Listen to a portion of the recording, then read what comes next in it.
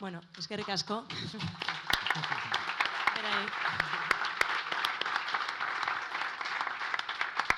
Bueno, esaten nahi nintzen bezala eskerrik asko gaur hemen egoteatik gurekin, Cornerren 9. edizio honetan. Gaurtik larun batera garatuko dan Corner edizio bat.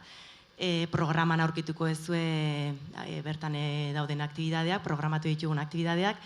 Decía que gracias por acercaros hoy a compartir con nosotros esta 9ª edición de Corner, que arranca hoy y finaliza el sábado. En el folleto que podéis encontrar en vuestros asientos está el programa completo. Y nada, gracias también a nuestros 3 participantes de lujo. Espero que disfrutéis del evento de hoy. Y voy a dar la palabra a Mikel para que nos presente el evento, ¿vale? Eskerrik asko, Mikel. Sacas el micrófono. Eskerrik asko, Nara. Arratsaldeon guztioi. Bueno, plazerra da niretzat gaur hemen Corner Festivalaren hasiera honetan hemen alboan ditudan 2 kazetari hauek zuei aurkeztea. Ana Bosch eta Emilio Domenech. Izan ere, Estatu Batuak oso ondo ezagutzen dituzten 2 kazetari dira. Arratsaldeon. Arratsaldeon. Eta eskerrik asko gonbidatzeagatik. Eskerrik asko zuei. Eta eskerrik asko etor gatzeagatik. Eta zorionak por la copa. Bueno, me he puesto Churi Urdin, ¿eh? Churi Urdin. Bueno, claramente aquí hay una persona que ha hecho mucho más los deberes que yo. Bye. Pero bueno, muchas gracias por invitarme. Encantadísimo de estar otra vez en Donosti, que vengo mucho por el festival de cine, que me encanta. Pero bueno, en esta ocasión a hablar también de fútbol y de Trump, que es pues lo que más me gusta del mundo. Pues genial. Pues a eso nos vamos a dedicar durante la próxima hora. Como digo, son 2 personas que conocen muy bien la política de Estados Unidos, la sociedad estadounidense, que han vivido, que han trabajado en ese país y que siguen y que son conocedores, como digo, de todo lo que pasa allí. Ana Bosch, bueno, me da hasta reparo presentarla, ¿no? Pero pues no me presentes. Periodista muy conocida, sobre todo por su trabajo en televisión española, ha sido corresponsal, si no me equivoco, en Moscú, en Londres, en Washington, y además pues, en otros muchos países como enviada especial. También eres fundadora de Euronews, por ejemplo, has escrito libros, el último sobre Putin, si no me equivoco. Y bueno, y tú empezaste en la radio, también hace poco lo recordabas, ¿verdad? Sí, empecé en la radio, sí. Empecé en la radio y tuve el honor y la piel de gallina de hacer una noche electoral con el insigne periodista donostiarra. No hace falta que lo mencione, ¿no? Iñaki. Sí, justo se cumplen 40 años del programa que empezó a presentar. Pues es que ese fue el clic.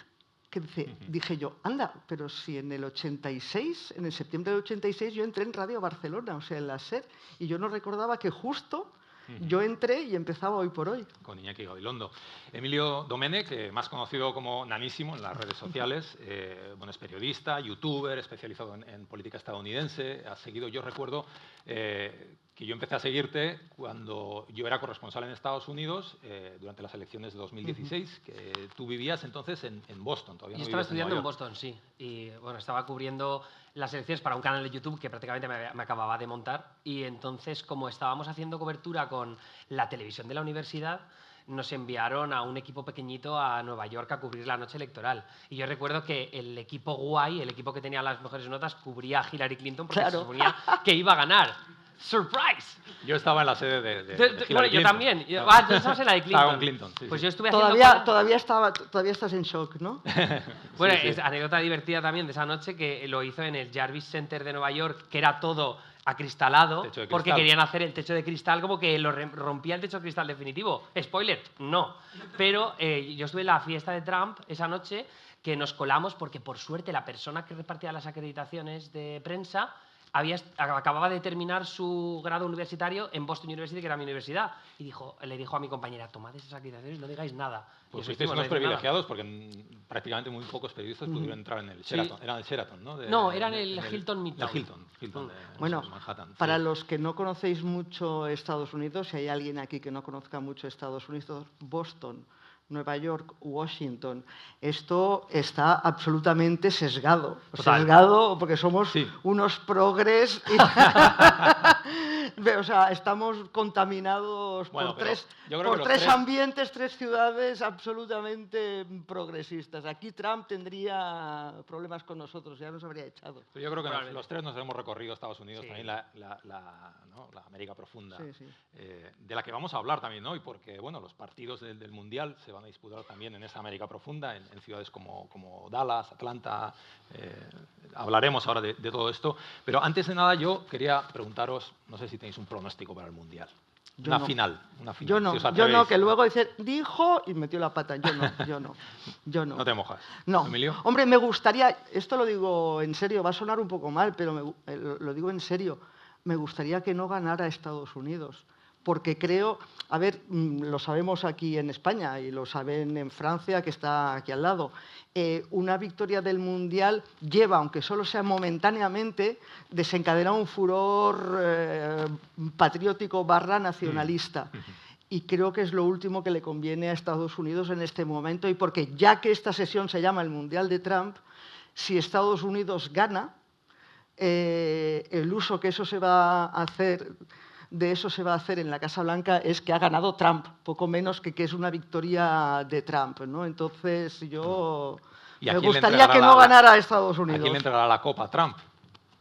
A ver, ¿algún país? a mí me fliparía que aliado? fuera Irán, ¿sabes? Claro, De repente ganar. que fuera la final, ¿no? En la Estados final, Unidos, Irán, ¿no? Estados Unidos, y de repente tiene que dar... Vamos, que no pueden pernoctar en Estados Unidos. No. Están Sí, quedándose sí. en Tijuana los iraníes. Sí, sí. Juegan en Los Ángeles, pero lo más bestia es que hay un partido que lo juegan en Seattle, que está en la frontera con Canadá, Es verdad.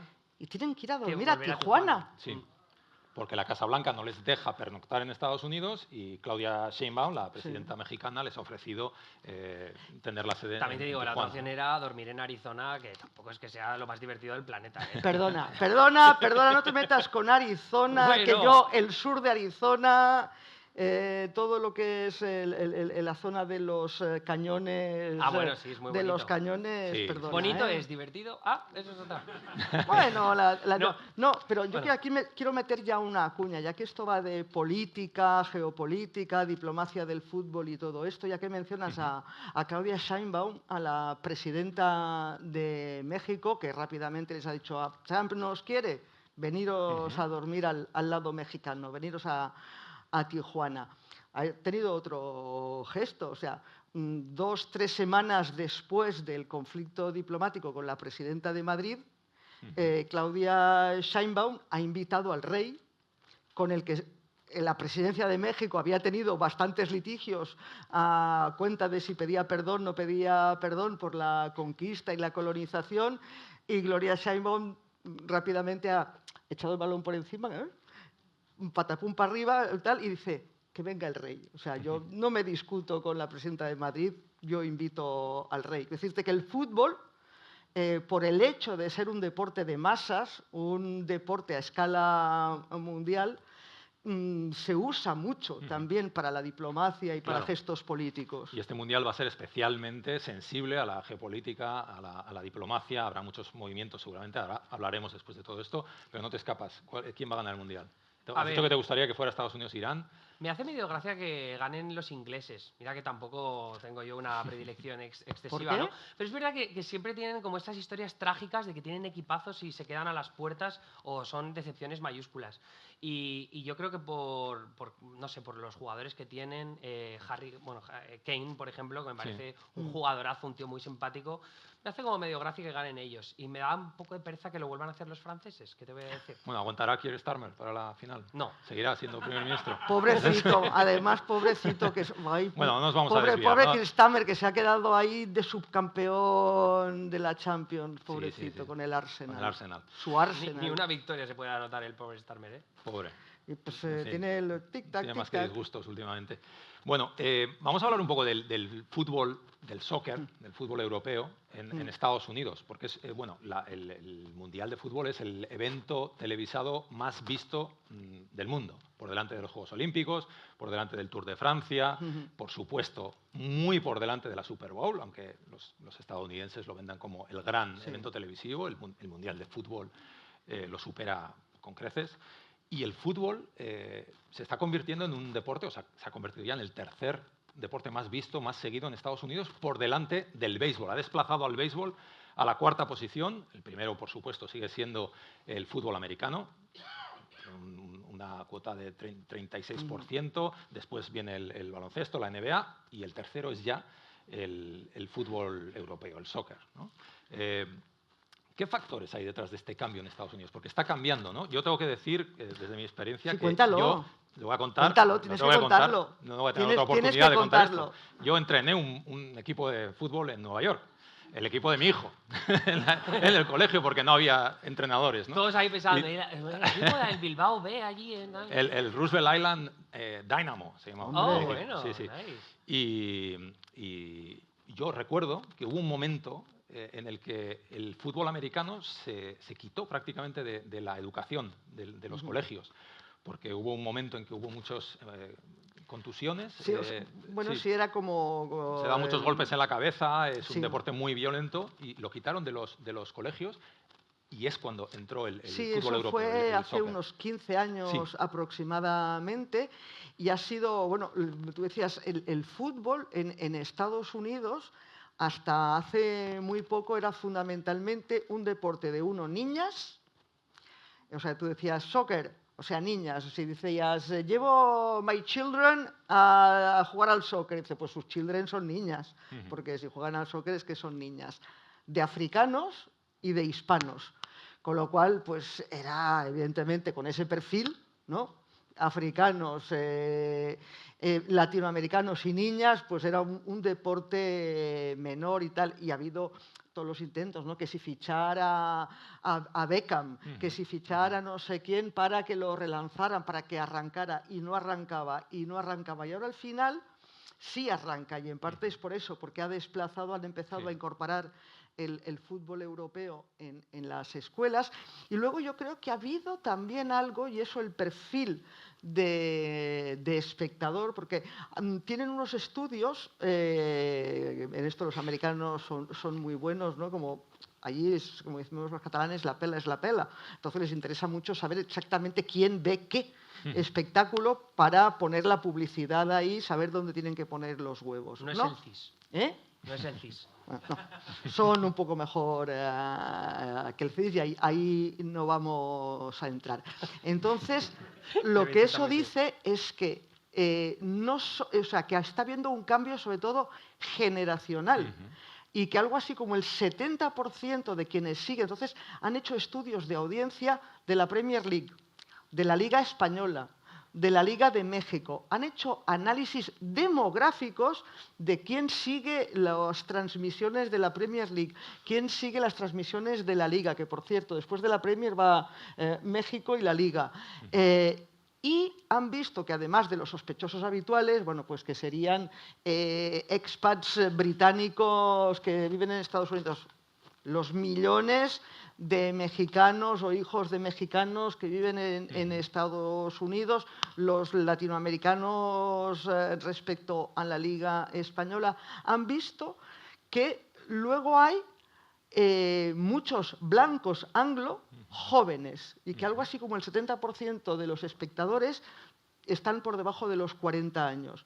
Y que el nivel adquisitivo ha subido del espectador. Es decir, ya no son esas clases, digamos, de inmigrantes o de primera o segunda generación, sino que ya ha subido de nivel el espectador. También, ¿no? Que supongo que toda la inmigración mexicana, y hace poco estuve con Mikel Arriola, que es el presidente de la Liga de Fútbol de México, que es de origen vasco, y él decía, se ve la Liga Mexicana casi más en Estados Unidos que en México. O sea, también tiene... Pero es verdad que se está convirtiendo, como tú dices, en un deporte más de jóvenes y seguramente el béisbol ya es un deporte más de gente mayor, ¿no? Yo creo que ahí influye mucho. Tenemos que pensar en Estados Unidos que desde hace décadas la santísima trinidad era el básquet, el fútbol americano y el béisbol. ¿No? Sé si sois conscientes de la cantidad de partidos de la liga normal, la liga regular de béisbol que hay en Estados Unidos, pero son como 150 partidos por temporada. Eso es un coñazo. Cada partido dura como 3 o 4 horas. Exacto, no es que sean muchos, es que duran un huevo. No, pero al final los únicos únicos que pueden seguir regularmente una liga de béisbol son los jubilados. Y eso es lo que ves. O sea, tú te metes en el Bronx, en cualquier, pues eso, en un bar donde se está viendo, y pues estás viendo a jubilados que están siguiendo los partidos de béisbol, incluso en los estadios, ¿no? El estadio, tú te vas al béisbol quizá a hacer networking, o porque te vas a tomar unos peritos calientes, te quedas 2 horas en el partido y te piras. Sí, sí. Entonces ahí hay un salto generacional evidente, pero hay que entender que en Estados Unidos, claro, como la Santísima Trinidad siempre ha sido la que ha sido, cuando tú eras un niño no te metías a jugar al fútbol. Quizá cuando eras un hombre, tú lo que querías era ser el quarterback, querías pegar hitazos con el bate de béisbol, o si no, jugar al básquet. Además, sobre todo porque no hay campos de fútbol como tal en las ciudades. Incluso ciudades como Houston, que es una ciudad con una comunidad hispana gigante, hay el doble de campos de baloncesto que de fútbol. Entonces, no es como en España, que tú en cualquier ciudad, incluso pueblo pequeñito, tienes tu campo de fútbol con sus 2 porterías, a veces incluso con redes. Qué maravilla tener porterías con redes en nuestro país, ¿no?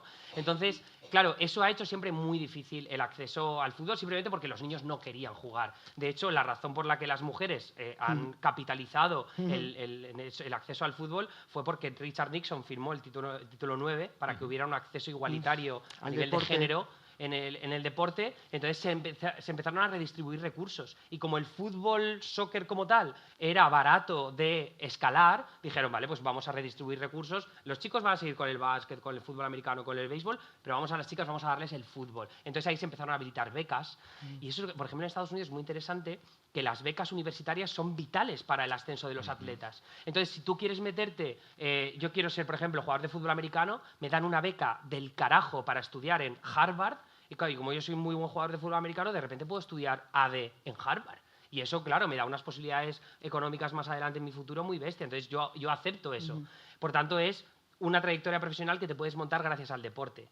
Sin embargo, ¿qué pasa? Que si tú piensas ahora mismo que yo hago fútbol en el instituto y luego me meto en la universidad, cuando he terminado la universidad tengo 22 años o 23. ¿Qué futbolistas realmente empiezan su carrera a los 23 años en un país como el nuestro?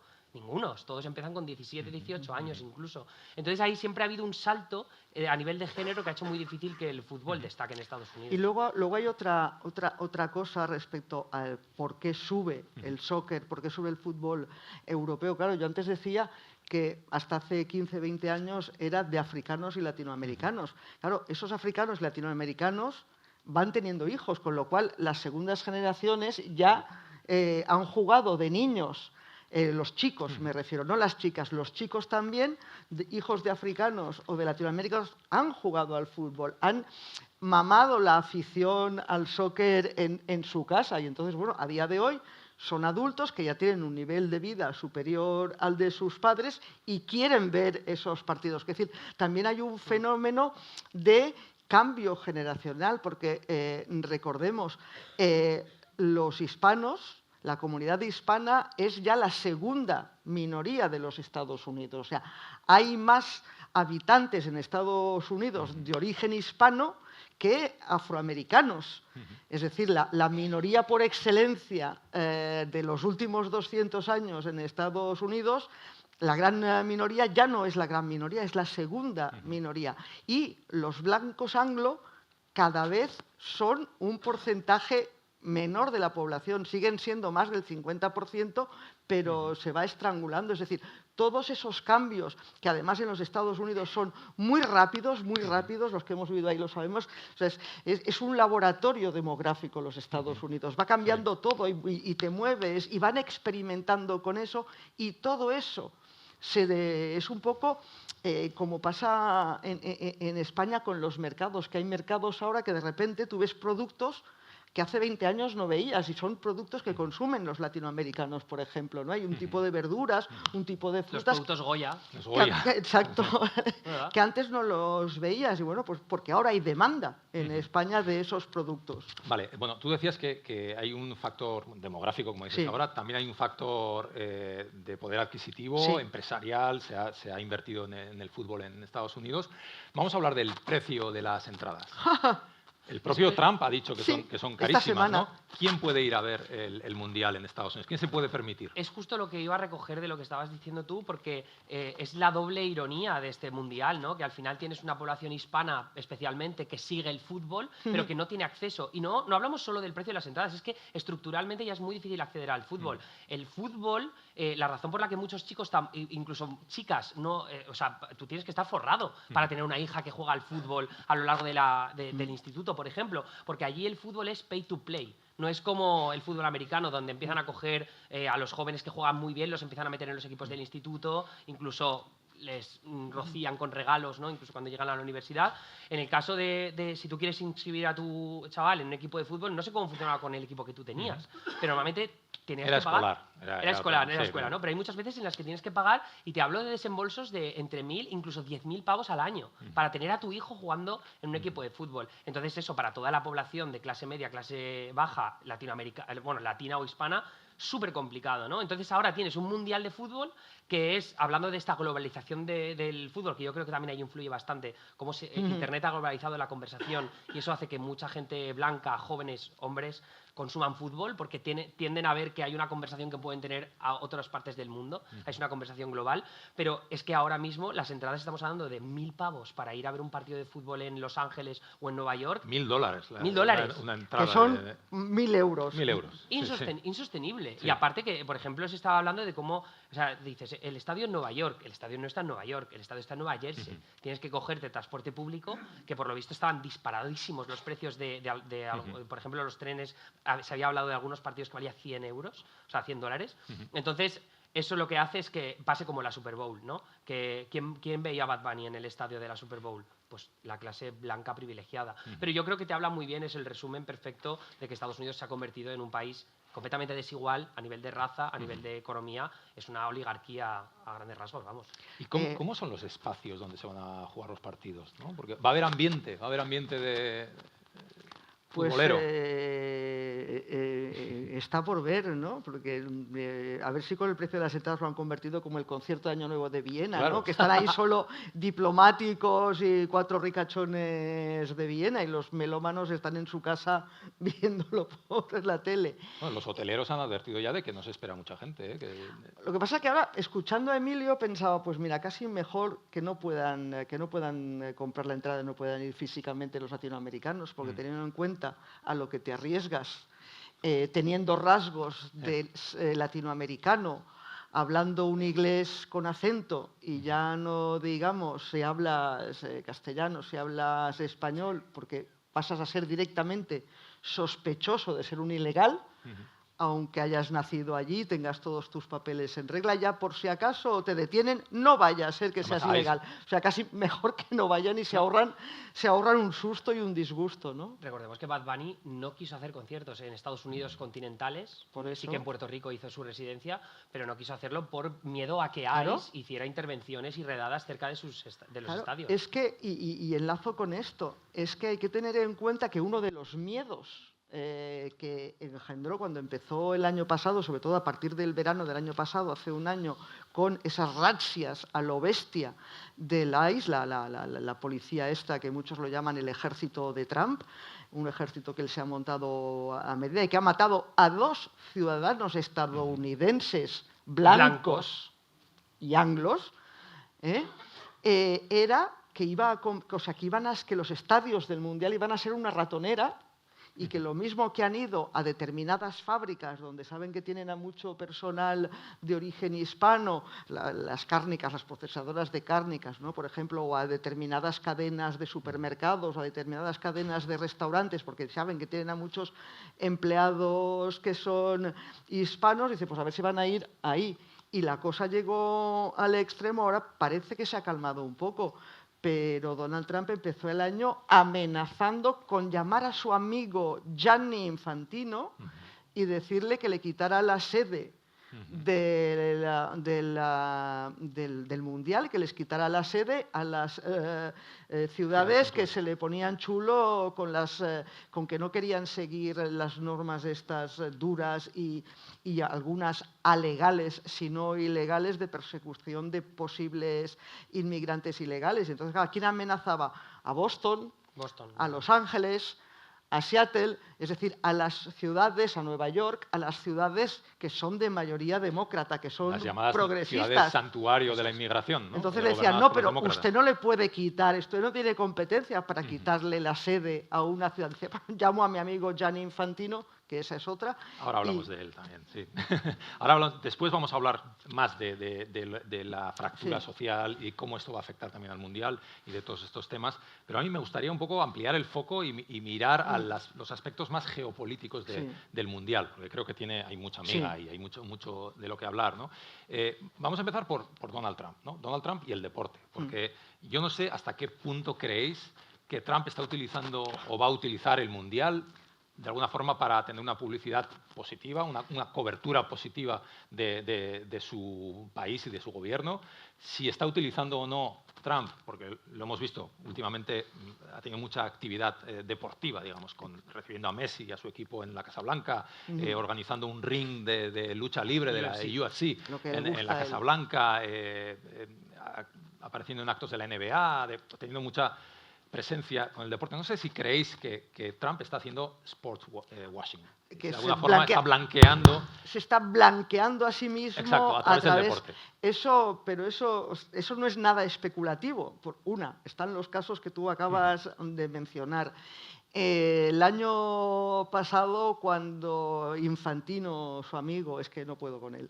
O sea, no puedo con esa ostentación del compadreo y de la no separación de instituciones. Y es que es tan descarado a ver que el señor Infantino se ha sacado de la manga un premio Nobel de la Paz que da la FIFA y se lo ha dado y se lo ha sacado de la manga, se lo ha inventado única y exclusivamente para dárselo a Trump, que tenía el berrinche por no haber recibido el FETEN, el premio Nobel propiamente dicho de la paz. El premio de la paz con peor timing de la historia de la humanidad. Claro, porque 2 días después... Un mes y medio antes de que lanzara sus ataques sobre Irán. Y justo antes de que bombardeara un espacio de Venezuela para secuestrar al presidente, que sería todo lo que fuera, pero en fin, eso fue una intervención de me tomo yo la justicia por mi mano porque me da la gana. Por decirte, no es especulativo, porque están los casos que tú decías, pero por ejemplo, el año pasado, cuando Infantino se inventa lo del Mundial de Clubes y gana el Chelsea, baja al terreno de juego Trump, les da la copa al Chelsea, pero él luego se pone con los del Chelsea a saltar, como si él fuera el presidente del Chelsea o del equipo técnico del Chelsea. O sea, Trump, en ese narcisismo patológico que tiene y que despliega ante todo el mundo desde hace años, él tiene la obsesión por salir con los ganadores, por salir con un ganador. Y entonces, Messi, la mayor estrella del mundo, pues que venga Messi y me hago yo una foto con Messi. Que gana el Chelsea, pues yo bajo y voto y salto ahí, me hago la foto y soy uno más del Chelsea. Por eso digo que es que si ganara Estados Unidos este Mundial es que ni me lo puedo imaginar. Entonces, él tiene él sobre todo, porque lo de que ha sido un gran empresario, eso lo podemos poner en duda, porque ha tenido 6 bancarrotas. Ojo, en lo que sí ha tenido siempre éxito ha sido como líder de audiencias televisivo, llevando un reality show. Entonces, Donald Trump, una de las virtudes que tiene y algo que sí domina, una es el cómo captar audiencia, cómo montar un reality show y cómo crear una marca. Entonces, él ha conseguido la marca de empresario millonario y que es un gran, ¿no? Con lo mismo que consiguió hace 30 años Berlusconi en Italia, ¿no? Empresario de éxito. Entonces, eso él lo consigue. Entonces, el deporte le permite éxito, porque siempre hay alguien que gana, entonces él se hace la foto con el ganador y es ganador. Y masas, popularidad. Y entonces, claro, Donald Trump, si os fijáis, su política de comunicación y cómo se nos presenta como presidente de Estados Unidos se parece mucho a un reality show. Nos está vendiendo un reality show desde la Casa Blanca. O sea, dice una cosa, la contraria, hace es esperpéntico últimamente, se pone a hacer, de verdad, se pone a imitar a personajes y hacer cosas increíbles, lo de bailar ahí al ritmo de Village People, todo eso, porque él concibe que la vida consiste fundamentalmente en un reality show y que él tiene que ser la estrella del reality show. En lugar, sin duda que él va a usar esto para blanquear su imagen. En este reality el Mundial va a ser un capítulo interesante, ¿no? O sea, yo creo que el mejor ejemplo de lo que dices de que se rodea de gente o participa en las victorias de otras personas lo vimos muy claramente con Zoran Mamdani, ¿no? Cuando venía de ganar la alcaldía de Nueva York, llega Zoran Mamdani a la Casa Blanca, que es representativo de todo lo que es opuesto a Donald Trump. Demócrata, que lo había llamado fascista. Que lo había llamado fascista y luego lo repitió en otra entrevista después y aún así, oye, se llevaron de locos. Bueno, Mamdani mirando con sospecha al otro lado del despacho Oval, pero a mí lo que me interesa es algo que tú has mencionado 2 veces. Hablábamos de esos hombres blancos menores de 40 años que, por ejemplo, ven el fútbol, ¿no?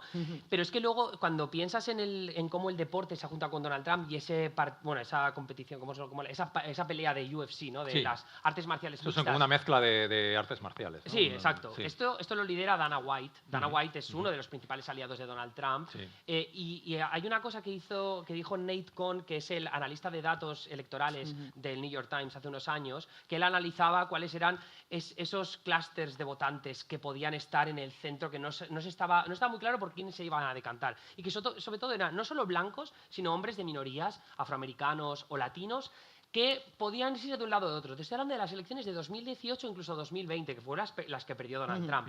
Y los llamaba los MMA populists, los populistas de artes marciales mixtas. Eran hombres jóvenes, blancos y diversos, también negros y latinos, que podían irse perfectamente o del lado de Bernie Sanders o del lado de Donald Trump. Y es algo que Donald Trump entendió muy bien en las elecciones de 2024, no solo por cómo se acercó a esos deportes atractivos para este tipo de electorado, sino también con entrevistas con streamers. Streamers que llegaban pues, a ese tipo de público, hombre joven, más de la masculinidad por delante, ¿no? De los más machos, ¿no? Los más fuertes, los más ganadores. Entonces, toda esta idea de acercarse al fútbol y al deporte es también una forma de acercarse a ese tipo de electorado. Porque yo creo que compagina muy bien este bravado del hombre, del que dice lo que piensa y se mete donde no debe estar.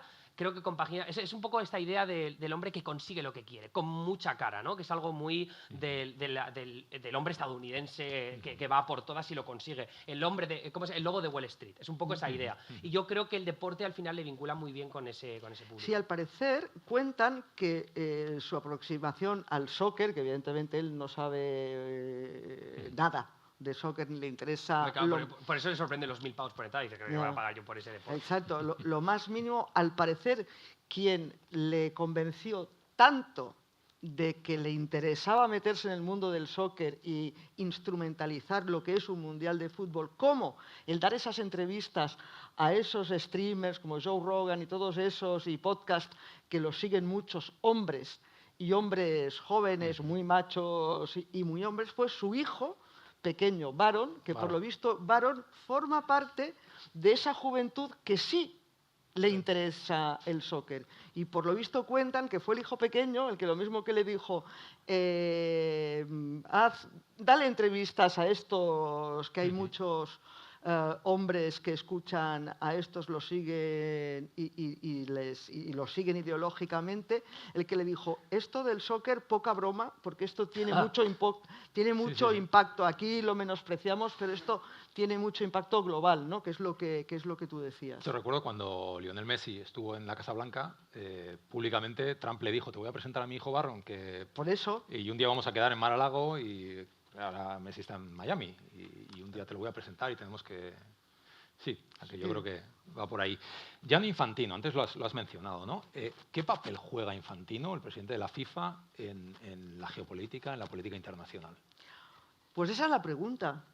O sea, de repente, claro, ¿qué pinta ahí, ¿no? Es decir, se firman esos acuerdos, esa especie de alto al fuego, que no es alto al fuego porque sigue habiendo muertos todos los días, pero bueno, lo que se dio en llamar un alto al fuego en Gaza, y entonces tú ves ahí en la foto de familia, como en todas las cumbres, ves que está Trump, que está ahí su yerno y su amigo de jugar al golf, porque son los mediadores internacionales, ves que están los representantes de la Liga Árabe, y ves a Infantino.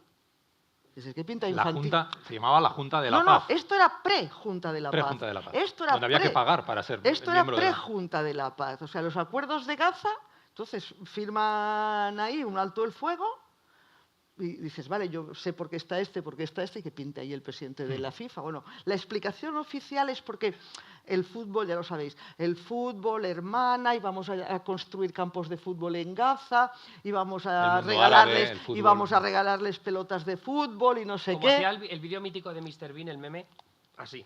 Exacto, que vaya en el coche descubierto. Toma. Exacto, ¿no? Y dices, bueno, vale, el poder del deporte para la paz, pero ¿por qué no está ahí alguien del Comité Olímpico, por ejemplo, y que también le regale, o de la Federación Internacional de Baloncesto, y que le regalen también pelotas, balones de baloncesto, que cuesta menos colgar una cesta en un palo que no construir un estadio de fútbol? Luego se monta esa ONU a medida, porque lo mismo que tiene que tener él un premio Nobel para él, pues tiene que tener una ONU para él, monta esa Junta de la Paz en la que hay que pagar. Hay que pagar para estar. Entonces ahí está lo más granado de todas las dictaduras del mundo. Ahí invita a Lukashenko de Bielorrusia, invita a Putin de Rusia. Entonces, varios países y Gianni Infantino. Dices, y que pinta Gianni Infantino o sea, ya, ¿para qué va a servir esta ONU a medida de Trump? Pero dentro de eso, dices, bueno, ha puesto ahí a líderes con los que él tiene alguna afinidad, pero ¿a qué país exactamente representa Gianni Infantino? Luego ha habido viajes que Donald Trump ha hecho él, y en su séquito ha ido Gianni Infantino. Y claro, los primeros que se hacen esa pregunta son muchas federaciones de la FIFA. Se preguntan, dice, bueno, pero ¿este está trabajando para la FIFA o está trabajando para Trump? No ya para el gobierno de los Estados Unidos o el presidente de los Estados Unidos, sino para Trump. Entonces yo ahora no recuerdo exactamente, pero no sé cuántas veces ha estado en Estados Unidos en estos últimos 8 años, y dice, no, tengo que estar ahí, tengo que estar en Washington, porque como va a ser la sede del Mundial, pero es que no ha hecho ni un viaje a Canadá y ni un viaje a México. Ha abierto 2 sedes de la FIFA, porque tiene que haber sedes de la FIFA, porque Estados Unidos va a ser sede del Mundial. Una de las sedes la ha abierto en la Torre Trump, es decir, ha convertido a la FIFA en inquilina de Donald Trump. Entonces, por eso decía que hay allí una mezcla en la que los propios miembros de la FIFA no saben si su presidente está realmente trabajando para la entidad que preside o está ahí con otros intereses que no son los del fútbol y los de las federaciones que tiene que representar. Yo creo que ahí hay un puente aéreo determinante, ¿no? Que es el que conecta Washington con toda esa parte del Golfo Pérsico. O sea, cuando pensamos en los mundiales, el Mundial de Qatar, el próximo Mundial de Arabia Saudí, cuando tienes a Jared Kushner, el yernísimo, y a Steve Witkoff, que entiendo que te refieres a él con el amigo del jugador del golf, son 2 tíos que llevan haciendo negocios por Donald Trump y por la Trump Organization desde hace bastantes años. A mí el nombre que más me importa hablar estos días cuando se habla de la corrupción flagrante del gobierno de Donald Trump, y hay corrupción flagrante, es World Liberty Capital, que es la empresa de criptomonedas que tienen, en este caso, la familia Trump con Steve Witkoff. Si tú ves los artículos y los reportajes que se han publicado en los últimos meses acerca de esa relación, como te decía, Washington-Oriente Medio, hay un acuerdo al que se llegó por parte del Fondo Soberano, me parece que es el de Abu Dhabi, que metió miles de millones de dólares en la empresa de Donald Trump de las criptomonedas, y al mismo tiempo Donald Trump aprobaba desde el Ejecutivo la venta de chips de última generación que son vitales para el futuro de la inteligencia artificial en este caso, a los Emiratos Árabes, ¿no? Entonces, ahí, con Arabia Saudí podríamos estar hablando de tipos de acuerdos muy similares. Cuando yo veo a Gianni Infantino con Jared Kushner y Steve Witkoff, con los líderes de algunos de los reinos árabes, a mí lo que me cuadra es que aquí hay un conflicto de intereses absolutamente monumental y de intercambios de miles de millones de dólares de los que no somos conscientes porque es muy complejo analizar. Es el típico corcho lleno de hilos rojos. Entonces, es una soberana mierda que no podamos hablar bien de esto, porque yo creo que lo que se está notando es que vemos como organizaciones internacionales que deberían estar representando en este caso una federación de varias federaciones mundiales de fútbol, están metidas en el ajo para este tipo de negociaciones hiperturbias. Y todo al final para la diversificación de los reinos árabes del Golfo Pérsico, porque al final la razón por la cual se están haciendo mundiales en esos países es principalmente porque ellos quieren salirse de esa dependencia del petróleo. Ya lo estamos viendo ahora con el estrecho muy cerrado, ¿no? Que están viéndose en problemas económicos para defender esa especie de jaula dorada que representan ciudades como Abu Dhabi o como Dubái. Entonces, a mí Gianni Infantino me parece que representa el máximo nivel de corrupción y quizá no lo sabemos ahora, pero lo sabremos dentro de unos años. Yo creo que todo esto se acabará investigando, sí. Todo esto saldrá, ¿no? Porque estamos hablando de las criptomonedas que dirige, por ejemplo, el hijo de Donald Trump, Donald Jr., ¿no? Total. Y todo el dinero que consta que mucha gente cercana a Trump ha ganado, por ejemplo, con el precio del petróleo y la guerra en Irán y los anuncios y los mensajes de Trump. Los mercados de predicción. Los mercados de predicción, que es algo ¿Sabéis que... lo que son los mercados de predicción? Levantad la mano quien lo sepa bien. O sea, voy a resumirlo muy rápido, ¿vale? Pero ahora hay dos mercados de predicción que se llaman Polymarket y Kalshi. Polymarket es el de Donald Jr., ¿no? O sea, creo que ha metido pasta. Sí. No sé, bueno. Creo que está en la junta directiva o alguna movida de estas, ¿no? Pero bueno, tú lo que te puedes meter es puedes apostar sobre prácticamente cualquier cosa. Es un casino en el que tú apuestas sobre quién va a ser el próximo presidente de Colombia. Haga sus apuestas, ¿no? Que tenemos el 21 de junio. Entonces, tú metes dinero, puedes meterlo con dólares o con criptomonedas, depende de la plataforma, y hay mucha peña forrándose con información privilegiada. Entonces, eso está súper perseguido en los mercados tradicionales, en la bolsa tradicional, pero no tanto en los mercados de predicción. Ahora mismo parece que el FBI se está poniendo las pilas y ya por ejemplo, alguien que metió creo que varias decenas de miles de dólares en que iba a capturar a Maduro Donald Trump y se forró, ganó cientos de miles. Estaba en el operativo, además. Estaba en el operativo, o sea, ya lo han pillado. Pero quiero decir que eso es así. Yo es que no quiero saber la cantidad de gente de la familia de Donald Trump o aliados de Donald Trump que se están enterando de estas mierdas y están forrándose gracias a los mercados de predicción. Claro, es el Departamento de Justicia de Donald Trump el que está persiguiendo esto. ¿Me tengo que fiar que va a coger a alguien de su familia? Yo estoy convencido que va a ser uno de los grandes temas cuando Donald Trump deje la presidencia, y esto se investigará y tendrá consecuencias sin duda, porque es un escándalo terrible lo que está pasando ahora. Bueno, el Mundial. Hemos titulado esto el Mundial de Trump, porque es que en realidad es el Mundial de Trump, ¿no? Pero no hay que olvidar que hay otros dos países coorganizadores del Mundial. ¿En qué momento llega este Mundial? ¿En qué momento de relaciones de Estados Unidos con México y con Canadá? Claro, esa es una de las cuestiones interesantes desde un punto de vista meramente político, ¿no? De las interpretaciones políticas del Mundial. Este Mundial se lo otorgan a Estados Unidos, Canadá y México en 2018, si no me equivoco, que la primera presidencia de Trump y también recién llegado al cargo Infantino, por cierto, nos va a acompañar toda la sesión, ya hasta la puerta, hasta que nos vayamos a cenar. Y entonces, a pesar de que Donald Trump rectificó el Tratado de Libre Comercio que hay desde la época de Clinton, desde el 93, si no recuerdo, no, del 94, desde enero del 94, es decir, lo reformó porque le parecía, como siempre le parece todo a él, que los Estados Unidos eran víctima y que beneficiaba más a Canadá y a México que a los Estados Unidos, lo renegoció. Entonces deja la Casa Blanca con un tratado de libre comercio con Canadá y México, que son los tres países de América del Norte, a su medida, a su gusto.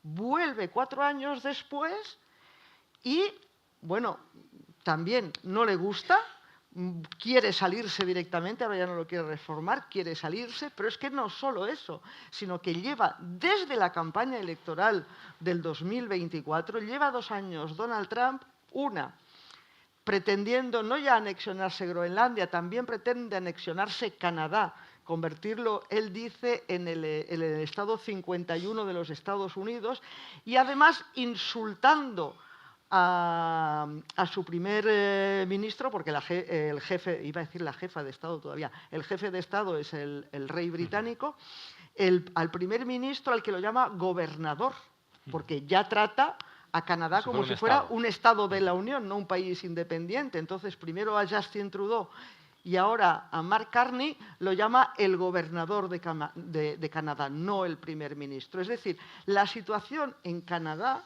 ha llegado al punto en el que, hemos descubierto que hay una cosa que puede ser muy fuerte y que a todo el mundo le había pasado desapercibido, que es el nacionalismo canadiense. Los canadienses no solo se han vuelto nacionalistas y ahora tienes más banderas de Canadá en todas partes que las barras de las estrellas en Estados Unidos, sino que montaron y siguen a rajatabla un boicot a los productos de los Estados Unidos y de repente se pusieron en los supermercados a poner banderitas de Estados Unidos en aquellos periodos. Hicieron publicidades en televisión y en redes y por todas partes de estos cornflakes son gringos, estos son canadienses, estas patatas fritas son canadienses, son de Estados Unidos, no las compréis, hay unas patatas fritas canadienses que son estas. Y no solo eso, sino que estamos viendo desde Europa que tenemos un nuevo líder en Europa, que el líder más carismático y que más claro habla sobre qué tenemos que hacer las potencias medias frente a los Estados Unidos y a China, es Mark Carney. Y Mark Carney lleva varios discursos diciendo que Canadá, reivindicando que Canadá es el país no europeo más europeo. Y entonces, voy a exagerarlo un poco, voy a hacer un poco una caricatura, pero es como de Trump quiere que Canadá se convierta en el Estado 51 de la Unión y lo que intenta, en cambio, el primer ministro canadiense es convertirse en el Estado 28 de la Unión Europea. Es decir, no, yo me voy, por un lado me voy para el Pacífico, o sea, por el Pacífico me voy a China y por el Atlántico me voy a la Unión Europea y intento que esta frontera sur deje de afectarme, porque en Canadá se sienten traicionados, porque es como... Nosotros éramos el vecino que no le dábamos problemas, claro. Que entraban aquí como Pedro por su casa y éramos vecinos aquí, dejábamos la puerta abierta del rellano, ¿no? Y nos pasábamos la sal y esas cosas y intercambiábamos sartenes y de repente se ha puesto... Y luego, en cuanto a México, bueno, pues cada 2 por 3 dice no, que Claudia Sheinbaum, que es una señora muy elegante, muy educada y muy maja, pero que no controla el país, que es un país de narcos. Y entonces, los días impares dice que también va a invadir México, igual que secuestró a Maduro. Y los días pares dice que no, que Claudia Sheinbaum es una señora muy elegante y muy nice. Bueno, pero es verdad que a cierto nivel... Claudia Sheinbaum se está llevando bastante mejor con Trump que Mark Carney, ¿no? O sea, Mark Carney se está haciendo un tour global criticando a la administración de Trump y yo creo que el discurso de Davos fue más revelador y sobre todo la cercanía con Xi Jinping, ¿no? O sea, al final este acuerdo, el nuevo NAFTA, ¿no? Que se llama, parecía un acuerdo para protegerse precisamente, por ejemplo, de la llegada de coches eléctricos chinos, que es algo de lo que más da miedo a Norteamérica en general. Y ahora tienes a Mark Carney llegando a acuerdos tremendos con China. De hecho, creo que ha sido esta semana que hemos visto reuniones bilaterales entre los equipos diplomáticos de Estados Unidos y México y, sin embargo, Canadá nowhere to be seen, ¿no? Que es lo más sorprendente de todo, porque al final parecía que la cercanía era más entre Canadá y Estados Unidos que entre Estados Unidos y México. Sin embargo, Claudia Sheinbaum está respetando no enviarle petróleo a Cuba. Gran momento revelador de la geopolítica del continente americano, teniendo en cuenta que Cuba está en las últimas. Y yo creo que va a caer antes Cuba que Irán. Esto, previsión por la que no he metido pasta, pero que me atrevería a meter. Pues ya, tú que controlas los mercados de predicción, claro, apuesta.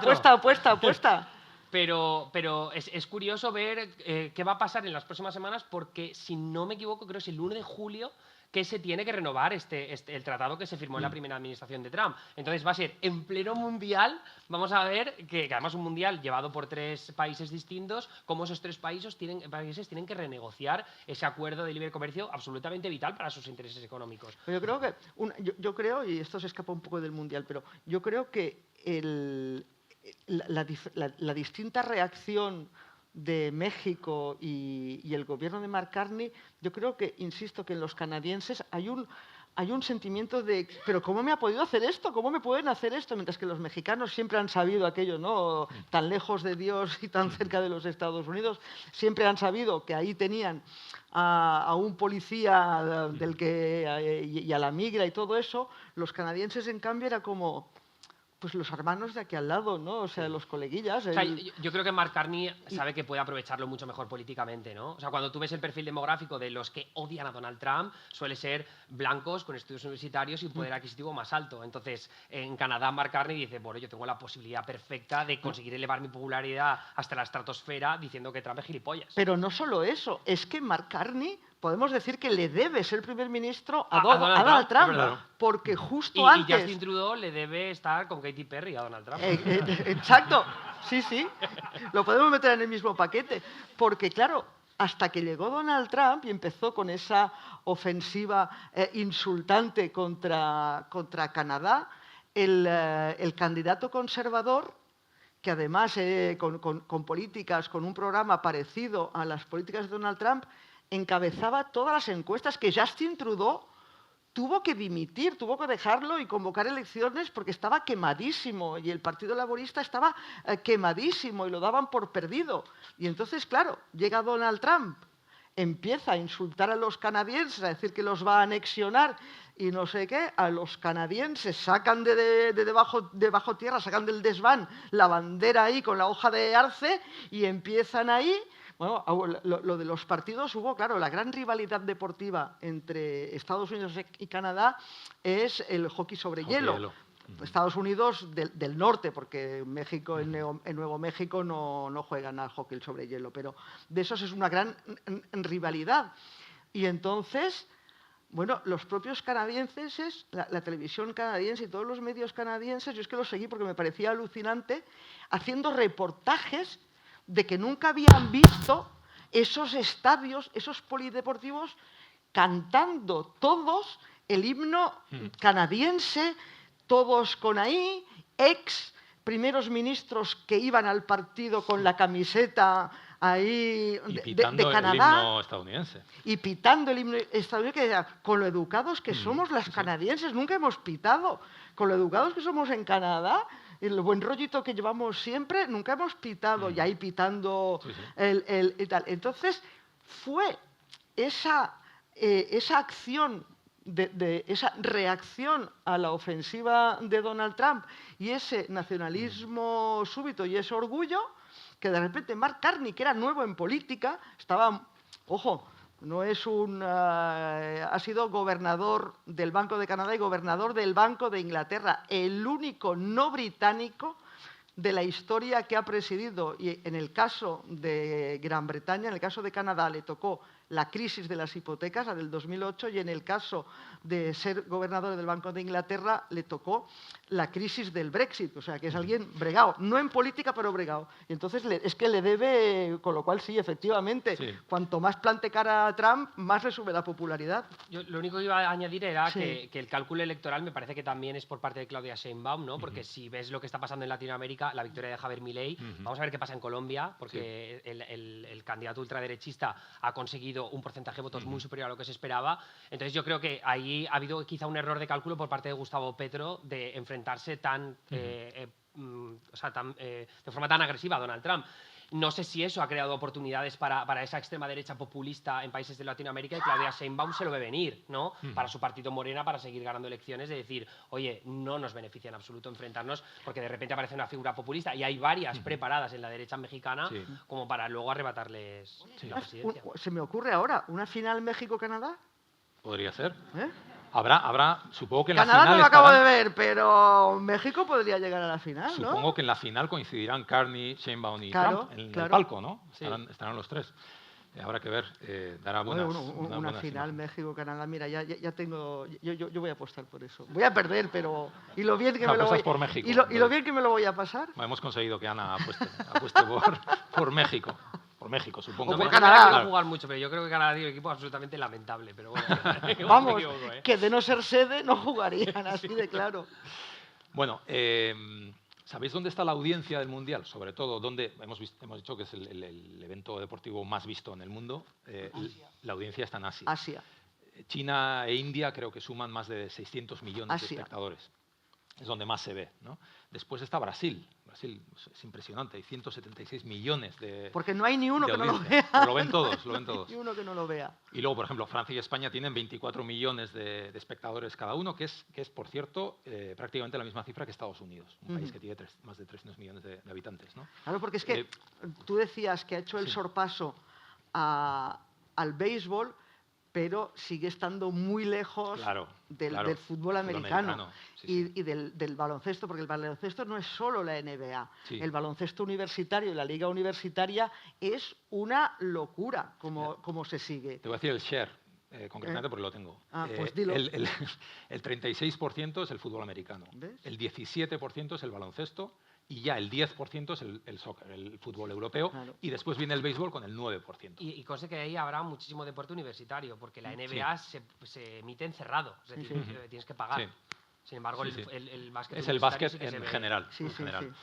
Bueno, ¿qué mensaje quiere transmitir Trump o va a intentar transmitir a estos países que son audiencia del Mundial?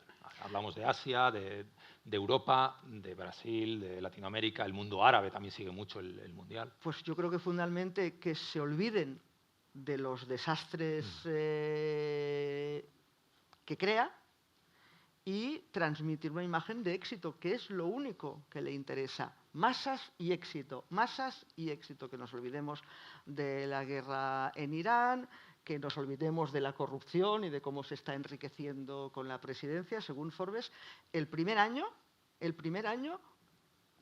y su familia han aumentado la fortuna en 4.000 millones de dólares. 4.000 millones. Y según la prensa, eso ni con su imperio inmobiliario. Exacto. Entonces, claro, es que no estamos hablando de conjeturas, o no es que seamos unos anti-Trump, que nos estemos aquí inventando cosas para dejarlo mal. Es que están ahí las cifras, es que están ahí los datos de la prensa y las investigaciones especializadas. Entonces yo creo que el propósito fundamental es que nos olvidemos de que se toma la justicia por su mano, de que se ha salido de prácticamente todas las organizaciones internacionales, de que ha suspendido toda la ayuda internacional, el USAID, y claro, Estados Unidos, España es un país en el que hay una pulsión anti-Estados Unidos muy fuerte, pero Estados Unidos, en todas esas organizaciones internacionales multilaterales y en todas esas organizaciones de ayuda internacional, la Cruz Roja, la OMS, en todo eso, ha sido hasta ahora el principal contribuyente. Es decir, nos puede caer muy mal los Estados Unidos, pero si los Estados Unidos retiran sus fondos de todas esas organizaciones internacionales, esas organizaciones internacionales pierden muchísima capacidad.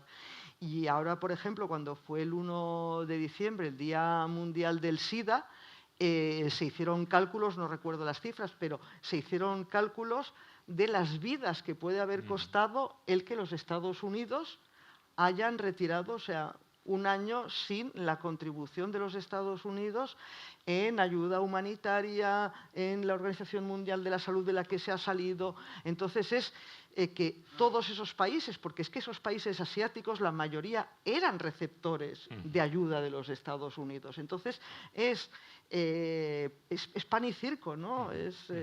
Como era también, es pan y circo, es que con ese espectáculo, porque, a ver, son los inventores de la televisión, del espectáculo televisivo, entonces que con esos fuegos artificiales que nos van a mostrar, nos olvidemos de las acciones concretas que está haciendo y que perjudican a muchos de esos espectadores a escala global.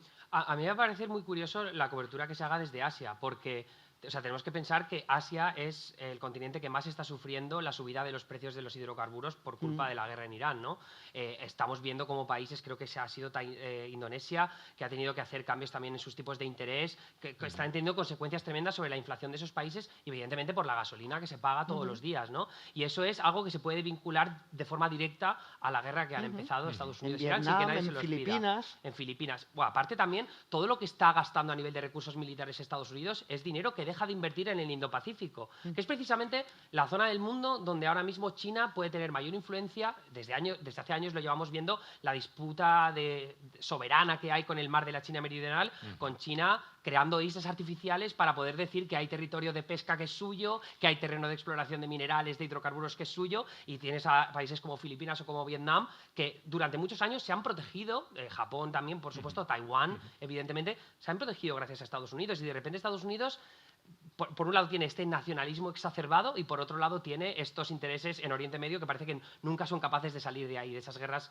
interminables. Yo creo que eso es un factor que creo que se va a hablar mucho de ello, por muy espectáculo que haya, que yo creo que lo va a haber sin duda, porque los estadios estadounidenses son acojonantes a todos los niveles y seguro que vamos a tener una realización brutal, los partidos se van a ver mejor que nunca, pero a mí me interesa mucho saber qué va a pasar con todos esos corresponsales que van a viajar desde los países de Asia a realizar la cobertura de Estados Unidos, porque vas a tener ciudades llenas, o sea, es decir, de la ciudad, tú te vas a Nueva York y los partidos, como os decía antes, no son en la ciudad, te tienes que ir a las afueras. Te tienes que ir a otro estado, de hecho. Es otro estado, es Nueva Jersey, pero en Los Ángeles, al SoFi Stadium, te tienes que ir a un suburb. En Atlanta también te tienes que ir a las afueras. No va a haber zonas, no va a ser como la Eurocopa de Austria-Suiza, que tú veías las ciudades llenas de fans, de comunidad, que se creaban momentos brutales de gente de otros países que se juntaba. ¿Dónde se van a juntar? Pues que en eso ya Manhattan, pasó. Eso en ya el pasó. parking del Met Stadium. Bueno, en el parking, que aparte en Estados Unidos en los partidos de fútbol americanos se habla mucho del tailgating, ¿no? Que es tú llegas con tu pickup, lo abres por detrás, pones la barbacoa y toda la gente se pone a beber. Por lo menos puede haber ambientillo en los parkings. Tú, que lo han prohibido en la mayoría de los estadios del Mundial de Estados Unidos. Entonces, es como, ¿qué oportunidades va a haber para que los fans se junten entre sí? ¿Me vas a decir que tengo que verme un partido en Miami y a la semana siguiente me tengo que ir a Vancouver, que está a miles de kilómetros de distancia y un vuelo que probablemente me cueste 500 pavos? A saber lo que cuestan los hoteles. Es un mundial que yo creo que si algo va a mostrar es la desigualdad flagrante que existe en Estados Unidos. Y ya veremos cuántos reportajes hay de las zonas más perjudicadas de Estados Unidos, que hay muchísima gente con pocos recursos, muchísima drogadicción, crimen también en algunas ciudades, o sea que es esto que dice Trump a veces de el crimen en las ciudades es peor que en Caracas, no es exactamente así, pero hay ciudades con muchos problemas. Entonces, si eso empieza a evidenciarse a través de las coberturas televisivas, entonces me parece que Donald Trump no va a poder maquillarlo pero tanto. lo de la dificultad de ver el ambiente, eso es intrínseco al urbanismo que conocemos de Estados Unidos, porque acordaos, aquí estamos unos cuantos, no todos, pero unos cuantos que recordamos perfectamente los Juegos Olímpicos de Atlanta. Hacía poco que habían sido los de Barcelona, y claro, es que en Barcelona 20.000 personas que se junten para celebrar algo, pues te llenan ya la ciudad, ¿me entiendes? Te sale gente por las orejas. En cambio, allí estaba el estadio, allí en medio de la nada. Entonces, Atlanta, la típica ciudad de Estados Unidos, el urbanismo de Estados Unidos, y esto los que hacemos televisión lo hemos sufrido, es ambiente. Dices que aquí no hay ambiente. Por eso, porque aquí la gente vive en el pick-up, en el coche, y se mueve en ello. Es un coñazo. Y entonces no hay centro de la ciudad, no hay ambiente. Entonces, el ver ambiente, lo de las fan zones, ¿no? que se dice, va a ser difícil porque el urbanismo de Estados Unidos lo dificulta. Las fan zones eran para que se forre la FIFA con todos sus patrocinadores, metiendo lugares enormes para que la gente compre, ¿no? Se vea merchandising, pero lo que dices tú de las ciudades, o sea, cualquiera, os metáis ahora en Google Maps, ponéis el Street View en la ciudad de Atlanta y os lo juro, tiras 6 veces para adelante y ya estás todo suburb. Eso es un urbanismo completamente expansivo en horizontal. Entonces no tienes un lugar donde congregarte con la gente. Entonces tú te vas a coger un Airbnb y luego vas a quedar con tu colega que se ha cogido otro Airbnb en otra parte de la ciudad. Igual tardas hora y media en llegar a donde está él. Entonces va a ser imposible que yo creo que haya ese ambiente realmente de un mundial. ¿Y tensión? ¿Creéis que va a haber tensión? Porque bueno, Estados Unidos es un país absolutamente fracturado. Antes hablábamos del ICE, de esta tensión política que hay. ¿Creéis que puede haber tensión? Yo no lo descartaría. Además, no sé en qué medida es paranoia, pero claro, se ha juntado todo esto en que en Estados Unidos están en campaña. Aparte que es un país que vive en campaña permanente, pero están en campaña porque en noviembre, es decir, estamos dentro de 5 meses, hay unas elecciones que pueden ser muy, muy importantes si el partido de Donald Trump perdiera la mayoría en una, o ya no digamos en las dos cámaras. Y claro, y la popularidad de Trump está bajando mucho y los demócratas, en la medida que pueden, están intentando a ver por dónde van metiéndole cuñas y debilitando a Donald Trump y a su partido. Y entonces una de las consecuencias ha sido que se ha congelado durante unas semanas largas, se ha congelado el presupuesto para lo que sería el equivalente del Ministerio de Interior. Y entonces ahora hay muchos artículos y muchos comentarios en la prensa y en los medios de Estados Unidos diciendo a ver si eso va a afectar a la seguridad del Mundial. a ver si estas semanas en las que no ha habido presupuesto para el ministerio, el equivalente del Ministerio de Interior, va a resultar en que no se han podido llevar a efecto, porque claro, ha habido mucho funcionario, mucho empleado público de Interior que como no cobraba, pues no trabajaba. Sí. Y entonces dice, a ver si no están, porque una de las razones por las que los iraníes, los pobres de la selección iraní tienen que ir a dormir a México es porque dice que no les pueden garantizar la seguridad de los Estados Unidos. Dice, pues si no puedes... Creo que es un factor siempre que hay que tener en cuenta en Estados Unidos, un país donde hay más armas que habitantes. Pero es que ahí tienes, o sea, es multifactorial, ¿no? Pero tienes la posibilidad de lobos solitarios, la posibilidad de ataques terroristas, yihadistas, ¿no? Hemos visto también la posibilidad de ataques antisemitas, que también han sido más prominentes en los últimos años. La posibilidad de que se hagan movilizaciones ciudadanas de no kings, ¿no? Estas protestas de no reyes contra Donald Trump. Si de repente Donald Trump va a ir a alguno de los partidos, oye, que se monte una protesta multitudinaria factible. Que además haya una contraprotesta por parte de estas milicias improvisadas, MAGA, tal... se puede liar la de Dios. Entonces ahí yo creo que a nivel de seguridad no querría ser Estados Unidos. Es verdad que precisamente ese urbanismo que tienen y esa idea de que los estadios estén fuera les beneficia. Sí. Y yo creo que eso también a nivel logístico va a ser mucho mejor para ellos, pero o sea, es la posibilidad de que se líe pardísima. Pero ahí es una oportunidad para los demócratas también, la verdad. ¿Harán campaña? ¿Aprovecharán los demócratas para hacer campaña? Sí. En las ciudades de mayoría demócrata. Sí. Hombre, creo que sería políticamente bastante miope, o sea, a partir del momento en que está claro que evidentemente Donald Trump lo lleva explotando desde el primer día, sería un poco miope y torpe por parte de los demócratas no intentar explotarlo. Otra cosa es que según cómo intenten explotarlo, pues podemos acabar en Minneapolis, ¿no? Que es decir, que puede... No, podemos, sí, que se líe. Sí, podemos acabar, que si se pasan de frenada a lo mejor con calentar. Claro, es que es un país, hablamos de que España es una sociedad polarizada y lo es y todo eso, pero Estados Unidos en estos momentos es que lo hemos visto en Minneapolis. O sea, Minneapolis y la gente que salía a la calle no era gente que ellos los pudieran detener a ellos, porque era gente blanca, anglo, es decir, a mí no me van a detener, yo salgo porque me parece que esta política es injusta. Yo salgo porque es un estado de mayoría demócrata, Minneapolis es una ciudad con alcalde demócrata, de tradición demócrata, es como una isla demócrata en un mar de trumpismo. Dijeron, yo salgo porque creo en esto. Y van y tienen 2 muertos. Es cierto que fue un poco un punto de inflexión y a partir de ahí vimos un poco cómo la política ya no es tan agresiva, ¿no? Ese es otro factor, las redadas de ICE, ¿no? Que yo decía manifestaciones, ataques terroristas, a ICE. Marco Rubio ha dicho que se comprometen a que no sucedan redadas dentro de los estadios. Digo, a ver qué inmigrante solo faltaba eso, sin papeles te paga 1000 pavos para ver un puto partido de fútbol. También te digo, ¿sabes? Claro. Dentro de los estadios creo que pocos, sí. Bueno, quedan 5 minutos y quiero dar la oportunidad, por lo menos, a lo mejor nos da tiempo de un par de preguntas. No sé si hay alguien que quiera decir algo. Sí. No sé si hay micrófonos o... Sí. Aquí nos hubiese gustado que hubiesen ganado los chicos de Arteta antes de que los de Luis Enrique. Ya lo he dicho, pobre Keir Starmer, ¿no? Las demás, sí, hombre, ¿cómo no? Aupa Real, hombre. Después de vuestra charla por la que os felicito, yo tenía dudas sobre que el Mundial viniese a Donosti. Ahora creo que ya no tengo ninguna. ¿Puedo adivinar en qué sentido se orienta tu opinión? Y un poco la pregunta... lo que comentabais, no necesariamente solo con el fútbol. Si Estados Unidos pierde contra Canadá en hockey hielo, pierde contra Venezuela a la semana de que le quitan a Maduro a béisbol, ¿qué está pasando con el deporte de Estados Unidos? ¿Ya no hay esos grandes héroes del deporte? ¿O se queda con el fútbol americano que es suyo? ¿Hay una especie de crisis en lo que fue el deporte estadounidense a nivel mundial?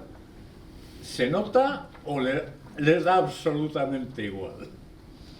Bueno, luego vienen los Juegos Olímpicos. Eso te iba a Y ahí decir, también... que es que claro, para ellos yo creo que la clave son los Juegos Olímpicos, Sí. o lo que acaban de celebrar en Las Vegas, ¿lo habéis visto? Los Juegos de esteroides, los Enhanced Games. Son unos juegos que se han inventado, hay unos multimillonarios, que la gente se puede dopar para batir récords mundiales, ¿no? Es la cosa más Las Vegas, claro. estadounidense que te puedes meter Sí. por la vena, ¿eh? Pero yo creo que realmente para ellos la competición importante son los Juegos Olímpicos. Entonces, bueno, quedan 2 años para los Quedan siguientes. 2 años, Los Ángeles... Sí, además es que el Mundial, la verdad es que siempre se ha repantinflado bastante, creo yo. Pero fíjate, para los que tenéis una cierta edad, por ejemplo yo,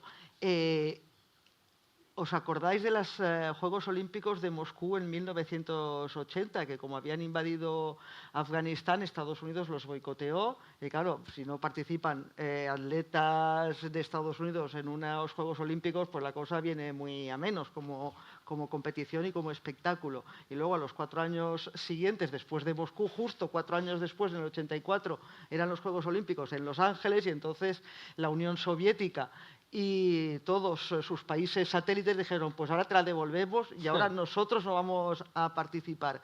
Pero fíjate que venimos de eso, de cuando se hacían boicots por cuestiones políticas, y hemos tenido un Mundial de Fútbol en Rusia, en la Rusia de Putin, en Qatar.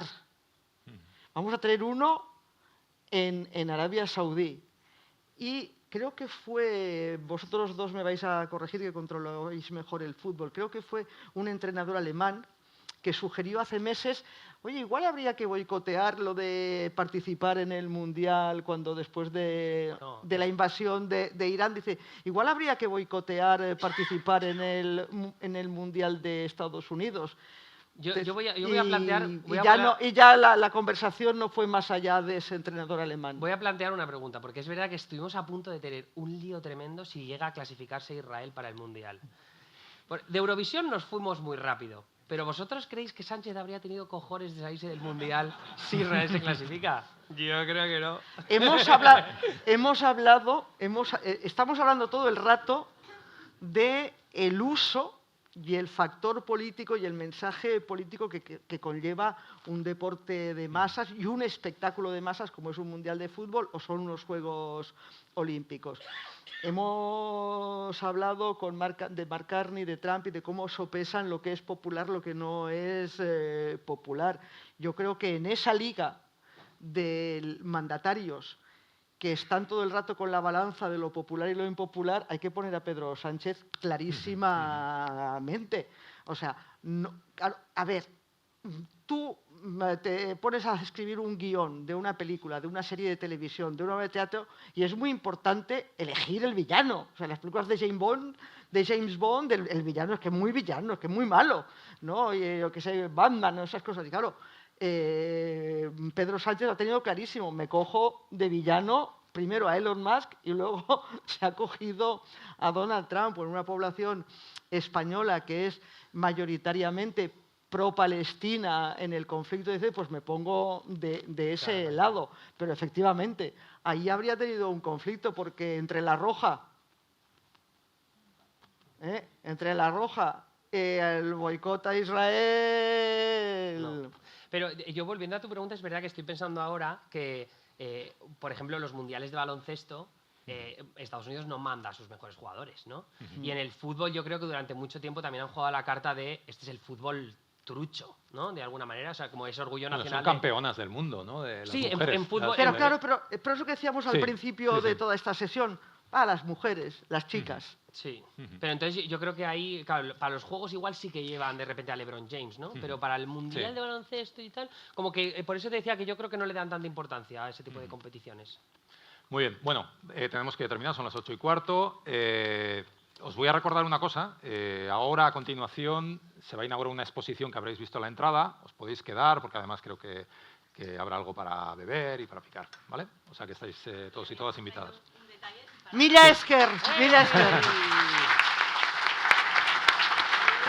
Muchas gracias. Mila Esker, eskerrik asko. Eskerrik asko. ¡Ay, mira qué guay! ¡Me encanta! ¡Qué buena! A ver.